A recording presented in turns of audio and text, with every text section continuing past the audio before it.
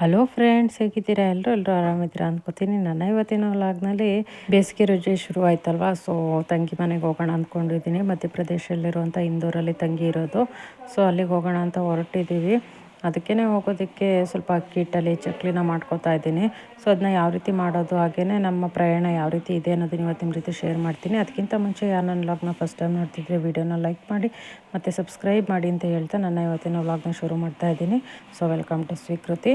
ಮೊದಲಿಗೆ ಒಂದು ಸೇರು ಅಕ್ಕಿ ಹಿಟ್ಟನ್ನು ತಗೊಂಡಿದ್ದೀನಿ. ಸೊ ಅಕ್ಕಿ ಹಿಟ್ಟನ್ನು ಸ್ವಲ್ಪ ಬಿಸಿ ಮಾಡ್ಕೋಬೇಕು. ಬೇರೆ ಬಾಂಡಿಲಿ ಹಾಕ್ಕೊಂಡು ಬಿಸಿ ಮಾಡೋಕ್ಕೋದ್ರೆ ಬೇಗನೆ ಒತ್ತಿ ಬಿಡುತ್ತೆ. ಹಾಗಾಗಿ ಈ ಬಾಂಡಿಲಾದರೆ ನಿಧಾನಕ್ಕೆ ಹುರ್ಕೋಬೋದು ಅಂತ ಅಂದ್ಬಿಟ್ಟು ಎರಡೆರಡೆ ಪಾವು ಅಕ್ಕಿ ಹಿಟ್ಟನ್ನು ಹಾಕ್ಕೊಂಡು ಹುರ್ಕೋತಾ ಇದ್ದೀನಿ. ಚಕ್ಲಿನ ತುಂಬಾ ಡಿಫ್ರೆಂಟ್ ಟೈಪ್ಸಲ್ಲಿ ಮಾಡ್ಬೋದು. ಅದರಲ್ಲಿ ನಾನು ಮಾಡೋದು ಈ ಅಕ್ಕಿ ಹಿಟ್ಟಿನ ಚಕ್ಲಿ. ಮೊದಲಿಗೆ ನಾನಿಲ್ಲಿ ಒಂದು ಸೇರು ಅಕ್ಕಿ ಹಿಟ್ಟನ್ನು ಸ್ವಲ್ಪ ಬಿಸಿ ಮಾಡ್ಕೋತಾ ಇದ್ದೀನಿ.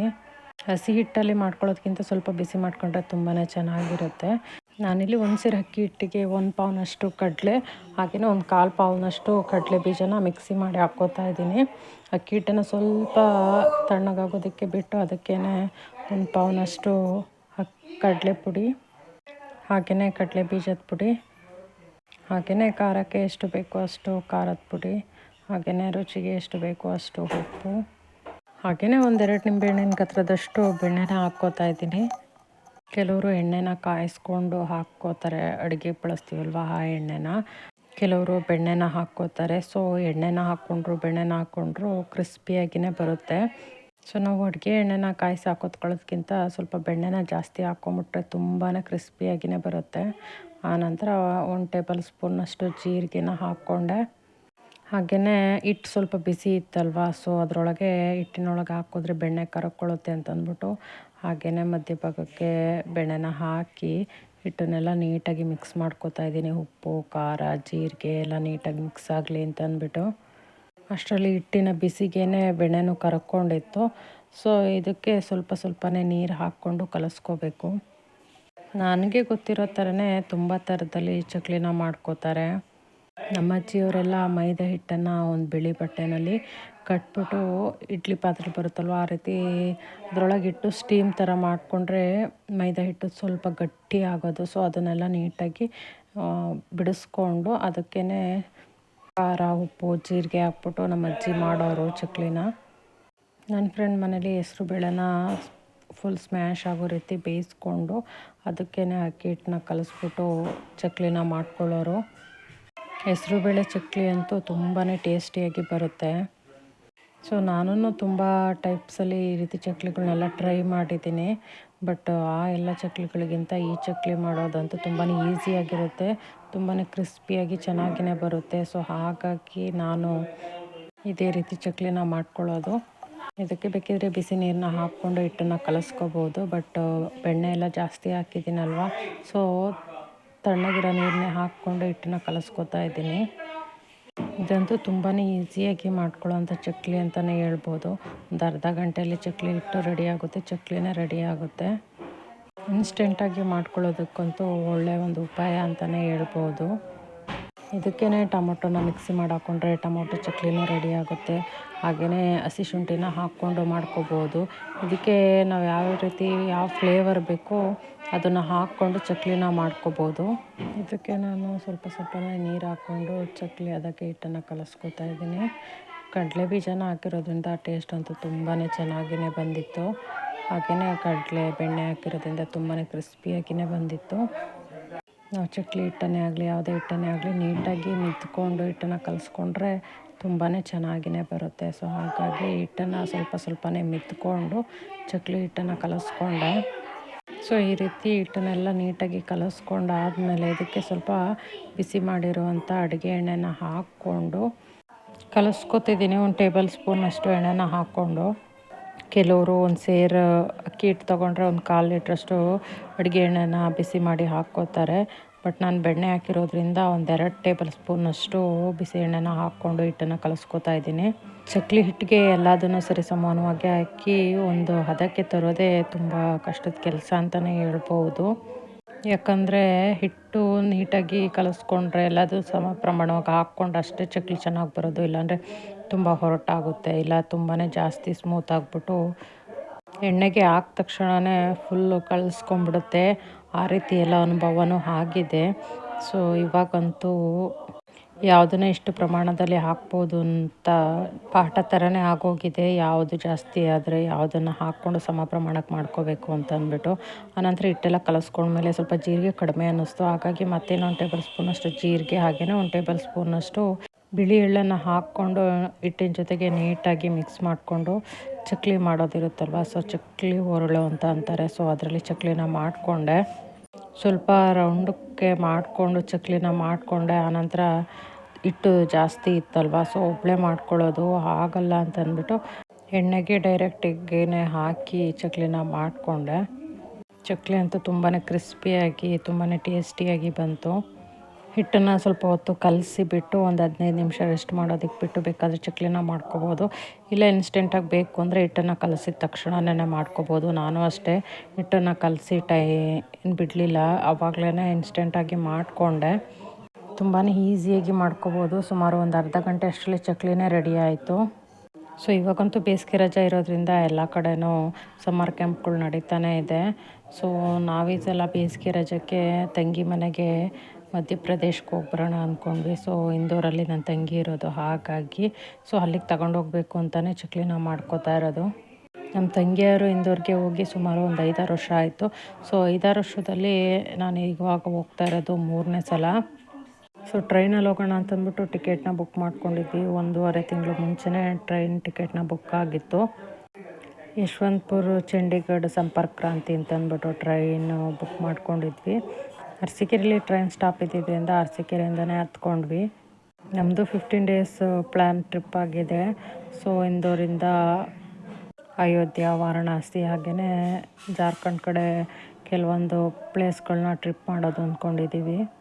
ಸೊ ನೋಡಬೇಕು ಯಾವ್ಯಾವ ಪ್ಲೇಸ್ಗಳಿಗೆ ವಿಸಿಟ್ ಮಾಡ್ತೀವಿ ಅಂತಂದ್ಬಿಟ್ಟು.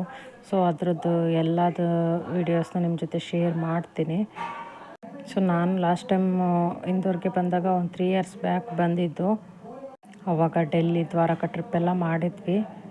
ಮಧ್ಯಪ್ರದೇಶ ಅಂದರೆ ಒಂದು ಮಿಡ್ಲ್ ಪ್ಲೇಸಲ್ಲಿ ಇರೋದ್ರಿಂದ ಇಂಡಿಯಾದಲ್ಲಿ ಸೊ ಎಲ್ಲ ಟೂರಿಂಗ್ ಪ್ಲೇಸ್ಗಳು ಹೆಚ್ಚು ಕಡಿಮೆ ನಿಯರ್ ಬೈಯಲ್ಲೇ ಸಿಗುತ್ತೆ. ಹಾಗಾಗಿ ಎಲ್ಲ ಕಡೆನೂ ಹೋಗಿ ಬರಬಹುದು. ಸೊ ತುಂಬಾ ಖುಷಿಯಾಗಿ ಜಾಲಿಯಾಗಿ ಟ್ರಿಪ್ನ ಮಾಡ್ತೀವಿ ಅಂತ ಅಂದ್ಕೊಂಡಿದ್ದೀನಿ. ಸೊ ನಾವು ಹೋಗೋದಕ್ಕೆ ಟ್ರೈನ್ಗಳನ್ನೇ ಬುಕ್ ಮಾಡ್ಕೊಂಡಿರೋದು, ಅಯೋಧ್ಯೆಗೆ ಆಗಲಿ ಬೇರೆ ಎಲ್ಲ ಕಡೆನೂ. ಆದಷ್ಟು ವೀಡಿಯೋಸ್ನ ಕವರ್ ಮಾಡ್ಬೇಕು ಅಂದ್ಕೊಂಡಿದ್ದೀನಿ. ಸೊ ನಮಗೆ ಶನಿವಾರ ಸಂಜೆ 5 ಗಂಟೆಗೆ ಟ್ರೈನ್ ಇದೆ. ಸೊ ಶನಿವಾರ ಭಾನುವಾರ ನೈಟು 12 ಅಷ್ಟರಲ್ಲಿ ಭೋಪಾಲ್ ರೀಚ್ ಆಗೋದಿದೆ. ಸೊ 2 ಡೇಸ್ ಪ್ರಯಾಣ ಆಗಿರೋದ್ರಿಂದ 2 ದಿನಕ್ಕೆ ಬೇಕಾಗಿರುವಂಥ ತಿಂಡಿ ಊಟದ ವ್ಯವಸ್ಥೆನೂ ನಾವೇ ಮಾಡ್ಕೋಬೇಕು. ಹಾಗಾಗಿ ಚಪಾತಿ, ಹೋಗಿದ್ದ ನೈಟ್ಗೆ ಸ್ವಲ್ಪ ಪುಳಿಯೋಗರೆ ಮಾಡ್ಕೊಳ್ಳೋಣ ಅಂದ್ಕೊಂಡಿದ್ವಿ. ಮತ್ತು ನಾವು 1 ಡೇ ಬೆಳಗ್ಗೆ ಮತ್ತು ಮಧ್ಯಾಹ್ನಕ್ಕೆಲ್ಲ ಚಪಾತಿ ಮಾಡ್ಕೊಳ್ಳೋಣ ಅಂದ್ಕೊಂಡಿದ್ದೀವಿ. ಸೊ ನಾನು ಚಕ್ಲಿ ಜೊತೆಗೆ ಸ್ವಲ್ಪ ಚಿರೋಟಿನ ಮಾಡ್ಕೊಂಡಿದ್ದೀನಿ. ಸೊ ಚಿರೋಟಿದು ವೀಡಿಯೋನ ನೆಕ್ಸ್ಟ್ ವೀಡಿಯೋದಲ್ಲಿ ಅಪ್ಲೋಡ್ ಮಾಡ್ತೀನಿ. ಸೊ ಕೆಲವೊಂದನ್ನು ರೌಂಡಾಗಿ ಮಾಡಿಕೊಂಡೆ, ಮತ್ತು ಎಲ್ಲದನ್ನು ಅದನ್ನೇ ಮಾಡ್ಕೊಂಡು ಕುತ್ಕೊಳಕ್ಕಾಗಲ್ಲ ಅಂದ್ಬಿಟ್ಟು ಡೈರೆಕ್ಟಾಗಿ ಎಣ್ಣೆಗೆ ಹಾಕಿ ಫ್ರೈ ಮಾಡಿದೆ. ಚಕ್ಲಿ ಅಂತೂ ತುಂಬಾ ಕ್ರಿಸ್ಪಿಯಾಗಿ ತುಂಬಾ ಟೇಸ್ಟಿಯಾಗಿ ಬಂದಿದೆ. ಸೊ ಈ ರೀತಿ ಮಾಡಿಕೊಂಡ್ರೆ ತುಂಬಾ ಈಸಿಯಾಗಿ ಮಾಡ್ಕೋಬೋದು. ಖಂಡಿತವಾಗಿ ಎಲ್ಲರೂ ಒಂದು ಸಲ ಟ್ರೈ ಮಾಡಿ ಅಂತ ಹೇಳ್ತಾ, ಸೊ ನನಗೆ 15 ಡೇಸ್ ಟ್ರಿಪ್ ಆಗಿರೋದ್ರಿಂದ ಬಟ್ಟೆನೂ ಒಂದು 10 ಜೊತೆ ಅಷ್ಟು ಬಟ್ಟೆನ ತಗೊಂಡು ಹೋಗ್ಬೇಕು ಅಂದ್ಬಿಟ್ಟು ಬಟ್ಟೆನ ಪ್ಯಾಕ್ ಮಾಡ್ಕೊತಿದ್ದೀನಿ. ಆದಷ್ಟು ಕಡಿಮೆ ಲಗೇಜ್ಗಳನ್ನ ತಗೊಂಡು ಹೋಗಬೇಕು ಅಂತ ಅಂದ್ಕೊಂಡಿದ್ದೀನಿ. ಯಾಕಂದರೆ ನಾವು ಹೋಗ್ತಾ ಇರೋದು 3 ಜನ ಲೇಡೀಸ್ ಆಗಿರೋದ್ರಿಂದ ತುಂಬ ಲಗೇಜೂ ಆದ್ರೂ ಕಷ್ಟ ಆಗುತ್ತೆ, ಮತ್ತು ಸೇಫ್ಟಿನೂ ನೋಡಬೇಕು. ಹಾಗಾಗಿ ಆದಷ್ಟು ಕಡಿಮೆ ಲಗೇಜ್ ಮಾಡ್ಕೋಬೇಕು ಅಂದ್ಕೊಂಡಿದ್ದೀನಿ. ಸೊ ನಂದು ಟೋಟಲಿ 3 ಬ್ಯಾಗ್ ಆಯಿತು. ಸೊ ಬಟ್ಟೆಗಳದ್ದೆಲ್ಲ 1 ಬ್ಯಾಗು, ಹಾಗೆಯೇ ನಾವು ಮಾಡ್ಕೊಂಡಿದ್ದ ತಿಂಡಿಗಳದ್ದೆಲ್ಲ 1 ಬ್ಯಾಗು. ಸೊ ಆಲೂಗೆಡ್ಡೆ ಚಿಪ್ಸ್ ಎಲ್ಲ ಮಾಡಿದ್ನಲ್ವ, ಸೊ ಅದರದ್ದೆಲ್ಲ 1 ಬ್ಯಾಗ್ ಮಾಡ್ಕೊಂಡಿದ್ದೀನಿ. ಸೊ ನಂದು ಟೋಟ್ಲಿ 3 ಬ್ಯಾಗ್ಸ್ ಆಯಿತು. ಅಂತೂ ನಾನು ಒಂದು ವೀಕಿಂತ ಮುಂಚೆನೇ ಬಟ್ಟೆನ ಜೋಡಿಸ್ಕೊಳಕ್ಕೆ ಶುರು ಮಾಡಿಕೊಂಡೆ. ಯಾಕೆಂದರೆ ಯಾವುದಾದ್ರೂ ಮರ್ತಿರ್ತೀನಿ, ಹಾಗಾಗಿ ಮುಂಚೆನೇ ಪ್ಯಾಕ್ ಮಾಡ್ಕೊಳ್ಳೋಣ ಅಂತಂದ್ಬಿಟ್ಟು ನೆನಪಾದಾಗಲೇ ಒಂದೊಂದು ಬಟ್ಟೆನ ಹಾಕಿ ಪ್ಯಾಕ್ ಮಾಡ್ಕೋತಿದ್ದೆ. ಸೊ ಆದಷ್ಟು ನನಗೆ ಬೇಕಾಗಿರೋ ಎಲ್ಲ ಬಟ್ಟೆನೂ ಪ್ಯಾಕ್ ಮಾಡ್ಕೊಂಡಿದ್ದೀನಿ ಅಂದ್ಕೋತೀನಿ. ಇವಾಗಂತೂ ತುಂಬಾ ಸೆಕೆ ಕಾಲ, ಹಾಗೆಯೇ ಬಿಸಿಲು, ಹಾಗೆ ಆದಷ್ಟು ಲೈಟ್ ಕಲರ್ಸು ಮತ್ತು ಕಾಟನ್ ಬಟ್ಟೆಗಳನ್ನ ಹಾಕ್ಕೋಬೇಕು. ಸೊ ಕಾರಲ್ಲಿ ಅಥವಾ ಬಸ್ಸಲ್ಲಿ ಓಡಾಡೋದಾಗಿದ್ರೆ ತುಂಬಾ ಕಷ್ಟ ಆಗೋದು, ತುಂಬಾ ಸೆಕೆ ಅನಿಸೋದು. ಬಟ್ ಟ್ರೈನ್ ಆಗಿರೋದ್ರಿಂದ ಸ್ವಲ್ಪ ಬೆಟರ್ ಇರುತ್ತೆ ಅನಿಸುತ್ತೆ.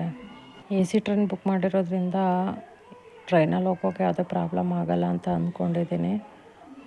ಬಟ್ ಮಧ್ಯಪ್ರದೇಶಲ್ಲಿ ತುಂಬಾ ಸೆಕೆ ಇದೆ. ಸೊ ಒಂದು ಪ್ಲೇಸಿಂದ ಒಂದು ಪ್ಲೇಸ್ಗೆ ಹೋದಾಗ ಮೊದಲು ವಾತಾವರಣ ಚೇಂಜ್ ಇರುತ್ತೆ. ಅದರಲ್ಲೂ ಒಂದು ಸ್ಟೇಟಿಂದ ಇನ್ನೊಂದು ಸ್ಟೇಟಿಗೆ ಹೋದರೆ ಅಲ್ಲಿನ ವಾತಾವರಣಕ್ಕೂ ಇಲ್ಲಿನ ವಾತಾವರಣಕ್ಕೂ ತುಂಬಾ ಡಿಫ್ರೆನ್ಸ್ ಇರುತ್ತೆ.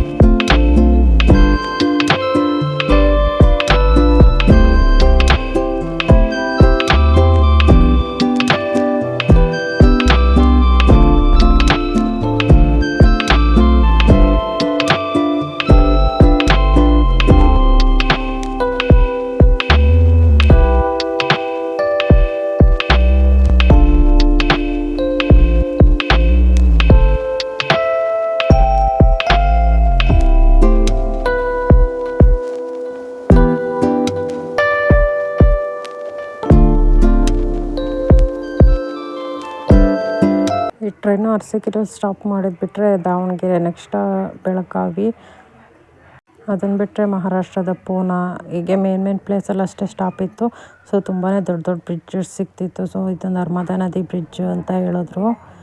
ಸೊ ನಾವು ಭಾನುವಾರ ನೈಟು 12 ಅಷ್ಟರಲ್ಲಿ ಭೋಪಾಲ್ನ ರೀಚ್ ಆದ್ವಿ. ಅಲ್ಲಿಗೆ ತಂಗಿ ಹಸ್ಬೆಂಡು ಬಂದಿದ್ರು ಪಿಕ್ ಮಾಡೋದಕ್ಕೆ. ಸೊ ನಾವು ಇಂದೂರು ಹೋದಾಗ ಮಾರ್ನಿಂಗ್ 4:30 ಆಗಿತ್ತು. ಸೊ 2 ದಿನದ ಜರ್ನಿ ಆಗಿತ್ತು. ಸೊ ನಾವು 2 ದಿನಕ್ಕಾಗುವಷ್ಟು ಚಪಾತಿ ಹಾಗೆ ಖಾರ ಚಟ್ನಿಗಳನ್ನ ಮಾಡಿಟ್ಕೊಂಡಿದ್ವಿ. ಸೊ ನಾವು 2-3 ಸ್ಟೇಟನ್ನು ದಾಟಿ ಬಂದಿದ್ದು. ಸೊ ನಮ್ಮ ಪ್ರಯಾಣ ತುಂಬಾ ಚೆನ್ನಾಗಿತ್ತು, ತುಂಬಾ ಸೇಫಾಗಿ ಬಂದು ತಲುಪಿದ್ವಿ ಅಂತಲೇ ಹೇಳ್ಬೋದು. ಸೊ ಇಲ್ಲಿನ ಜನ ಸ್ವಲ್ಪನೇ ಡಿಫ್ರೆನ್ಸ್ ಅಂತಲೇ ಹೇಳ್ಬೋದು. ಸೊ ಇಲ್ಲಿನ ದಿನಚರಿ ಯಾವ ರೀತಿ ಇರುತ್ತೆ ಅನ್ನೋದನ್ನು ಮುಂದಿನ ವೀಡಿಯೋದಲ್ಲಿ ನಿಮ್ಮ ಜೊತೆ ಶೇರ್ ಮಾಡ್ತೀನಿ. ಸೊ ನನ್ನ ಇವತ್ತಿನ ವ್ಲಾಗ್ ನಿಮಗೆ ಇಷ್ಟ ಆಗಿದ್ದರೆ ವಿಡಿಯೋನ ಲೈಕ್ ಮಾಡಿ ಮತ್ತು ಸಬ್ಸ್ಕ್ರೈಬ್ ಮಾಡಿ ಅಂತ ಹೇಳ್ತಾ ನನ್ನ ಇವತ್ತಿನ ವ್ಲಾಗ್ನ ಮುಗಿಸ್ತಾ ಇದ್ದೀನಿ. Thank you for watching.